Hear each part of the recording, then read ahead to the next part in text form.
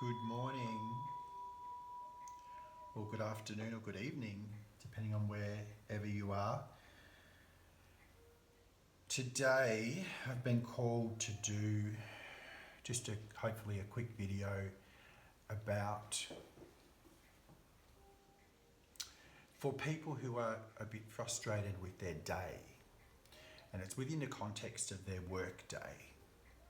Just as an example mainly, but it's to help people who maybe you wake up in the morning and you're getting ready for work, or you're about to get ready for work, and you find yourself sighing to yourself and saying, I hope today's going to be a good day.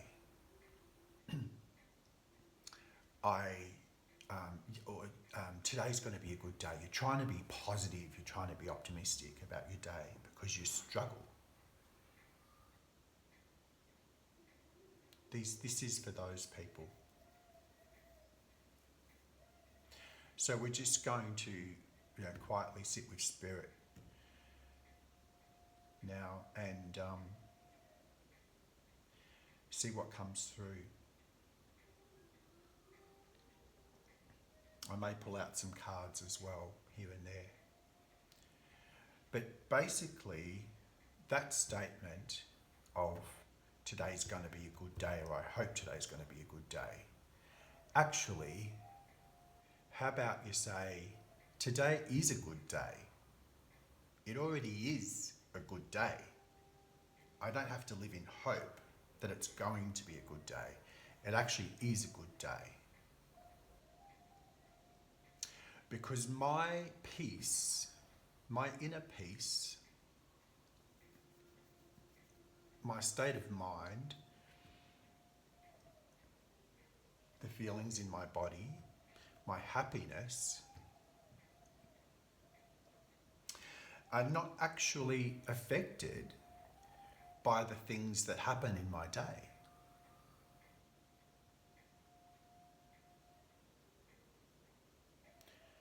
So, I try to be positive. I try to have a smile on my face. I try to turn everything into a positive. I try to be the highest version of myself. I try to be respectful, until this happens at my work.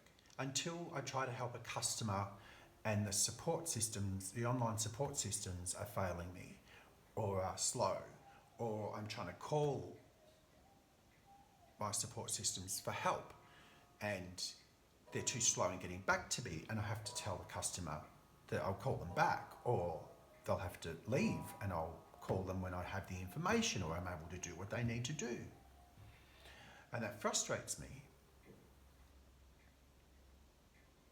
because it should be easier, it should be better, I should be able to do this with ease. But those things, everything I just listed there, none of it is within your actual control. That's the system in which you're working.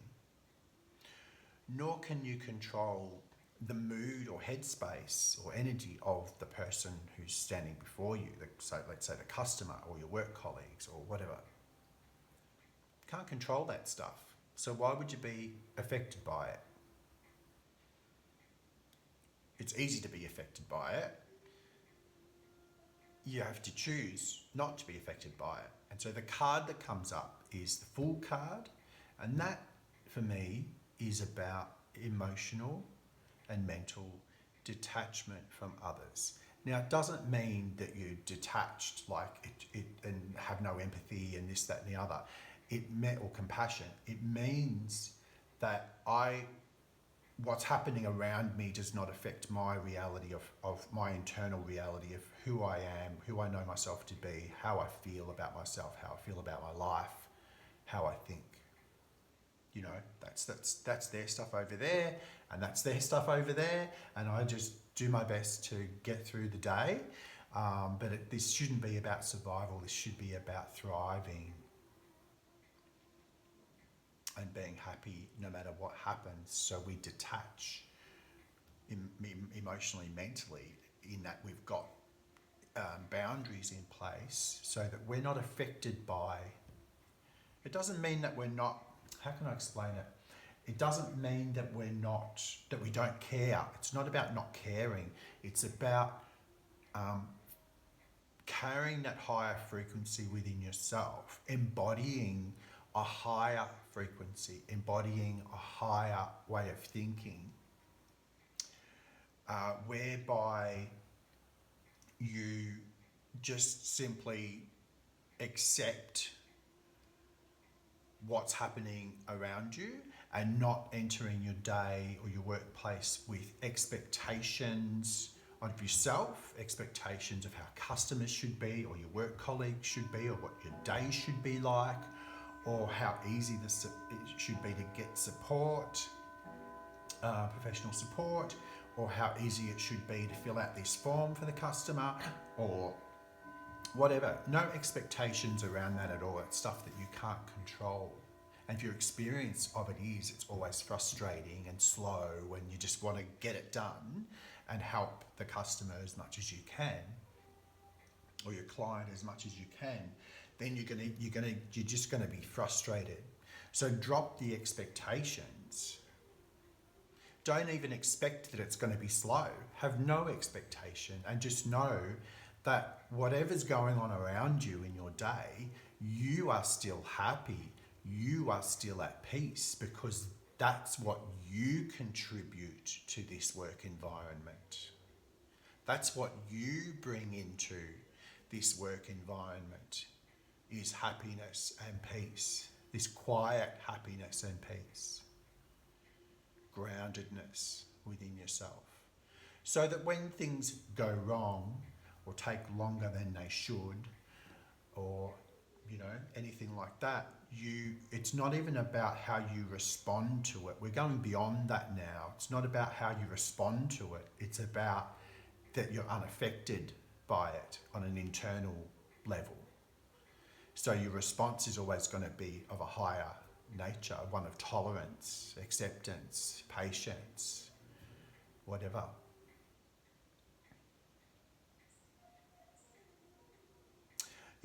Let's say you work in a bank and a customer comes in and says, I'm really frustrated with the way my accounts are working and I'm really upset about this and I need to do something, and you patiently explain to them, yes, I can see what the problem is. Looking at your accounts, I can see what the problem is. So what we need to do is close this account and open that account, or make it this type of account and not that kind of account. And they say, no, I don't want to do any of that. No, I'm just really unhappy with the way it is. So they really don't want a solution. They've come to vent. And then it becomes your job to say to them, well, if you want things to change, this is the way that we need to do it. So perhaps have a think about that and let me know in the future if you want to go ahead with these changes. It's the only way we can fix it for you. But in that process, you can get quite upset. Ask yourself why you are invested in what that person decides. Like for you, it's logical what needs to change, but they're upset. And you just want to help them and get it done and make them happy. But they don't want to be happy. They want to complain. They don't want to change anything just yet. They want to complain. They're not at the change stage yet. So why are you so invested in the outcome for them? Why are you so invested in what they do and don't do, what they decide and what they don't decide? Don't be invested. There's the emotional detachment. So then you're able to say, okay, well, that's the best I can do for you right now. Here's my number. Please call me or come in again if and when you want to change that. And by not being emotionally or mentally invested in the outcome for them and realising that's their choice and their life and their whatever, you are much less affected by the engagement, by the interaction.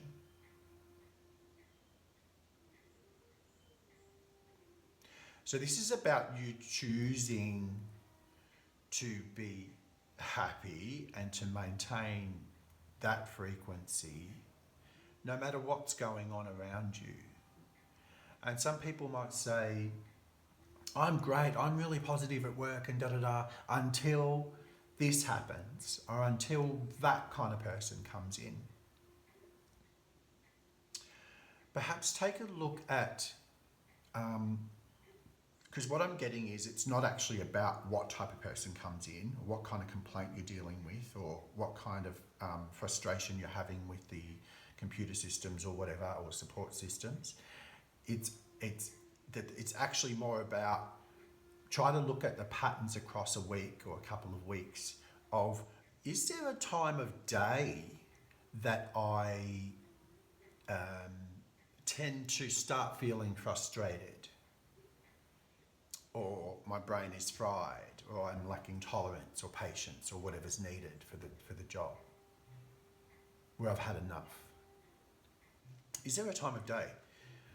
So then once you recognise that there's that time of day might change sort of daily because your self-care routines have changed. Maybe you went to bed a bit later that night because you were watching a show or up on the phone with friends or whatever, or out enjoying yourself, and you got to bed a bit later one day. Your energy may not realise it, you might have a great attitude going to work the next day, but your energy levels are just going to be that little bit lower. So your day starts off well, and then you get to a point in your day where you just can't deal with this anymore.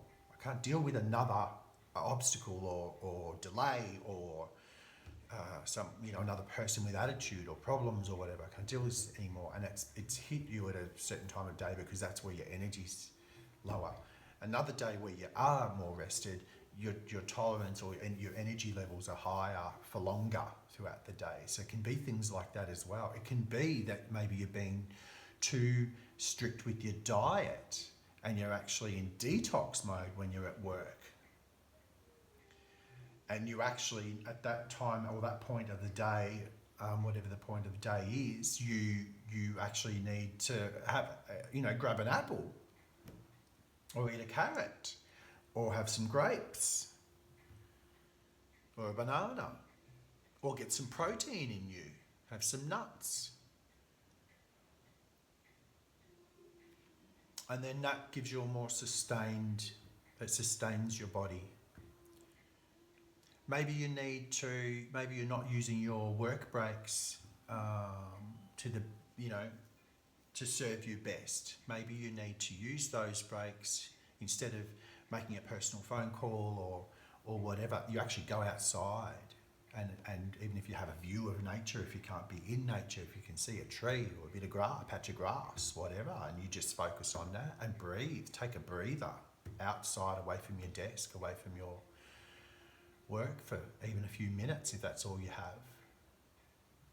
If you can't do that and you don't get breaks, that you just stand up in between customers or whatever the situation is, you just stand up out of your chair and turn around a few times and then sit back down. You'll find it actually resets your brain and resets your body. Make sure you're hydrated, obviously, and getting the sugars, fats and proteins, whatever that you need, healthy ones, obviously.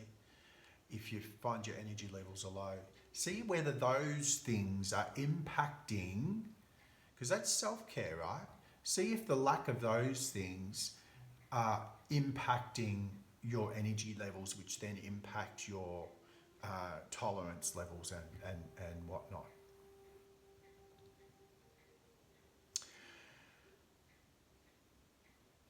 I know that you feel a sense of responsibility to do the utmost best that you can do. You have a great work ethic.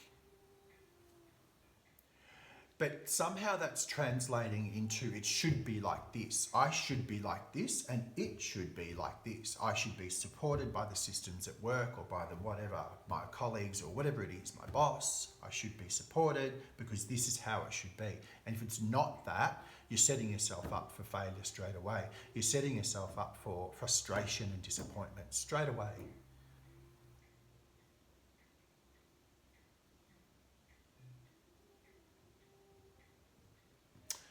So things to think about. There's a song by Tina Arena. She's an Australian singer, and it's called "Dare You to Be Happy." And the thrust of it is, I dare you to be happy. Like sometimes we just need to choose to be happy. But if we're not equipped with some kind of understanding or knowledge about ourselves or what we can and can't control and how to respond to things and whatever else, then we struggle, right? So this is why I'm doing this video, to help. Spirit found it to be a pertinent time to do this, to help people.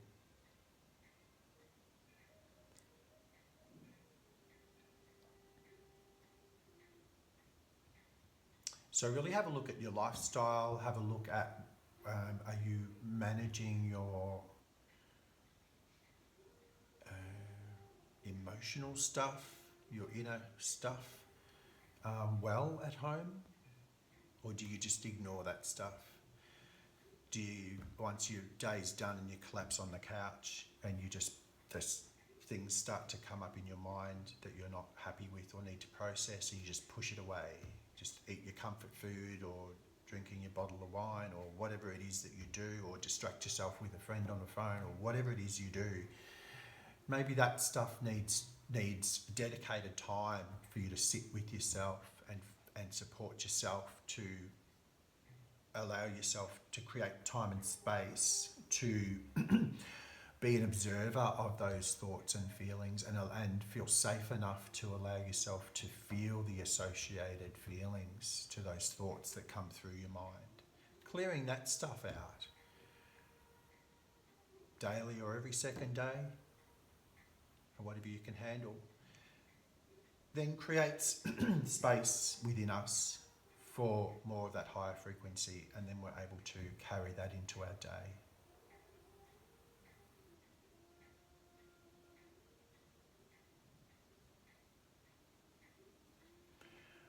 I'm going to pull a card out and just see what else Spirit has to offer, or if there's anything I've forgotten, because they gave me a lot this morning, and I hope I've done their messages justice in this.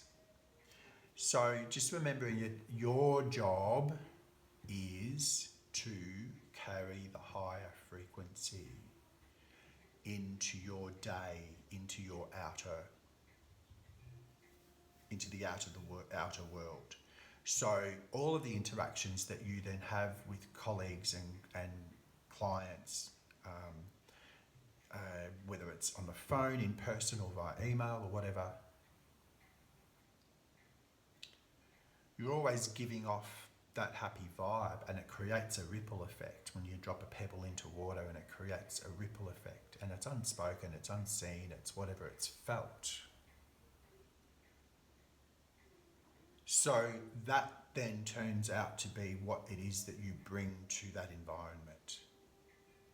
It doesn't mean that every interaction goes well or to plan or just turns out perfect or whatever else. It means that you keep coming from that space of inner peace and groundedness and inner happiness and contentedness, because nothing that happens in your day has an impact on that. That's who you are, and that's the frequency at which you operate.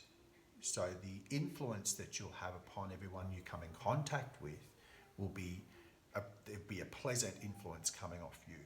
That doesn't mean they're going to receive it the way that you intend it to be received. It's not about how they receive it. It's not about how they respond to you. It's just you being you in your happiest, most grounded, most content capacity or state.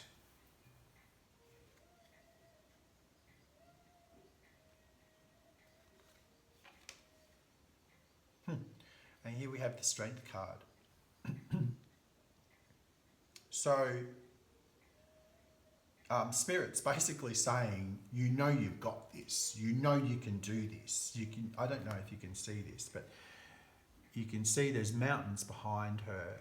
She's sort of embracing a lion. She's tamed the lion. She's having a moment with the lion. I've got this beast under control. I know what I'm doing now. I know how to handle this. The mountains represent, issues and problems, but they're behind her, they're in the past. There's the infinity symbol floating above her head because she's of a higher frequency. And this effort that I'm making to be the best version of myself is forever because it's who I am. There's times where we're going to be up and down and really be challenged on things, but we know how to do this. My eyes are drawn to the fact that she's wearing gloves. She doesn't have bare hands. That to me represents, again, a layer, a boundary between what's happening outside of us and what's happening within us. Yeah? It's about protection, self-protection, having a thicker skin, that kind of thing, being a little bit less reactive. Sometimes we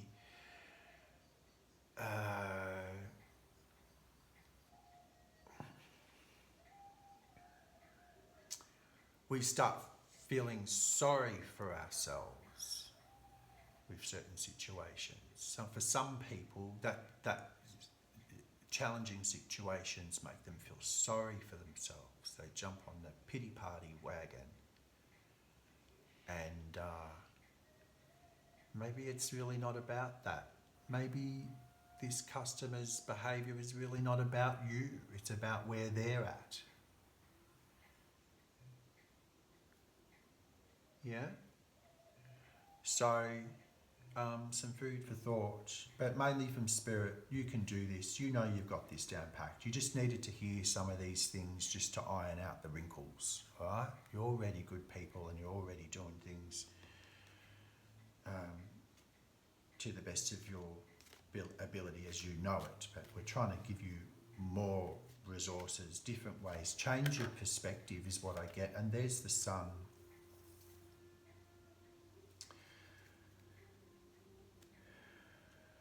So you're going to get, the more you think and feel through this process and become an observer of yourself throughout your day and become an observer of your day throughout your day, you're going to become more self-aware. The sun will shine onto everything you do, bringing clarity. You'll have much more clarity around what are the patterns, what are the thoughts I'm hearing myself think that I don't accept today, they're from the past, that I can just go, no, that's rubbish, I don't believe that. Why is that popping up in my head? Because of past experiences, past beliefs are developed. Certain belief systems are developed from past experiences, and then experiences that we have today conjure up those beliefs within us, so we start having these thoughts. Catch yourself, be self-aware, catch yourself on it and change it and go, no, I reject that. That's not my reality today. It's not who I am today. It's not actually what happens every time. It happens sometimes. And so the conclusion I'm drawing in my mind isn't actually true or accurate. And change it. Okay, I'm going to leave it there. Have a blessed day. Have a great day or evening, and I hope this has reached I trust that this will reach the right people, and that everyone gets something out of this. Until next time.